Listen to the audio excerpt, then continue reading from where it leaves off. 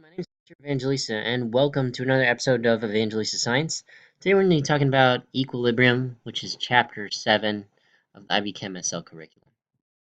So let's talk about what equilibrium is. Now we did a demo in class when you guys went through that FET, so you should have a pretty good understanding, but let's just go through these principles of equilibrium. Number one, equilibrium is dynamic, which means that, again, it's not that the reaction stops, even though it looks like it stops, just that the forward and the backwards reactions are occurring at the same rate.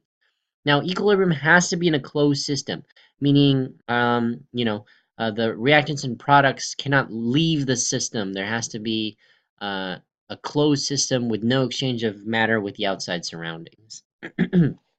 Now, you might have seen this from the demo when we did the two fish tanks. There was some splashing, like some of the liquid splashed out of the fish tanks, but for the most part, the liquid was being transferred inside a closed system. The concentrations of reactants and products remain constant. Note that this does not mean that they are equal. It's just that they are the amount of reactants and the amount of products, the concentrations are staying constant, but that does not mean that they are equal to each other. At equilibrium, there are no changes in macroscopic properties. So again, this might look like the reaction has stopped. It's not that it has stopped, it's that the forwards and the backwards reactions are occurring at the same rate. And equilibrium can be reached from either direction. So it doesn't matter if you start with a lot of products or start with a lot of reactants, eventually it will reach equilibrium regardless of which direction the equilibrium is. And so we're going to talk about the equilibrium constant K and how to write mathematically how to represent equilibrium.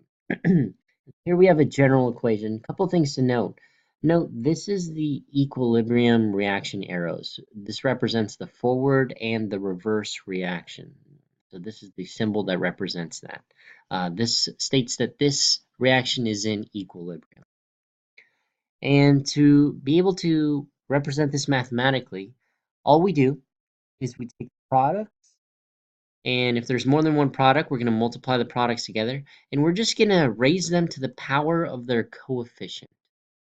And we're going to divide that by the reactants, and we're also going to raise those to the power of their coefficients. And this equals a capital K, which stands for the equilibrium constant. So let's take a look at an example. Here we have hydrogen plus iodine. We get hydrogen iodide. And so how would we write the equilibrium expression for this equation?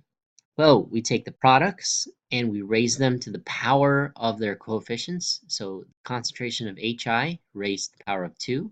And we divide it by the reactants. We have hydrogen gas and it has a coefficient of 1, so raised to the power of 1. And we multiply it by iodine, which has a coefficient of 1, so we also raise that to the power of 1. Note that square brackets means concentrations, and we measure that in moles per decimeter cubed. These should be in the concentration or molarity. And note that these equilibrium constants, these K, are only good at a specific temperature. If you change the temperature, then you're going to change the K value. So these K values are at a very specific temperature.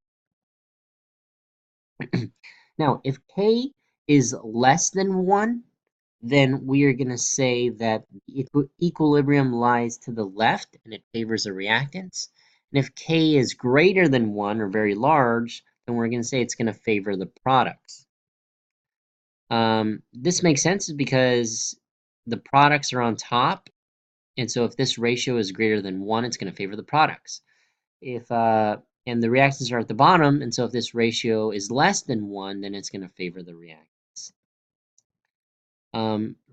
Remember, the magnitude of K, excuse me, will determine how far the reaction goes at a particular temperature, but does not really tell us about the speed at which it will reach that equilibrium. And lastly, this is very similar to like those Hess's law problems that we did. We can manipulate if we manipulate the equation somehow, we also manipulate the value of K. And so if we flip a reaction, well then that flips the value of K, or we take the inverse of K. If we double the coefficients, well, then we're going to square the K value. If we triple the coefficients, well, then we're going to cube the K value. If we have the coefficients, then we're going to take the square root. And if we're going to add together two reactions, we're actually going to multiply our two K values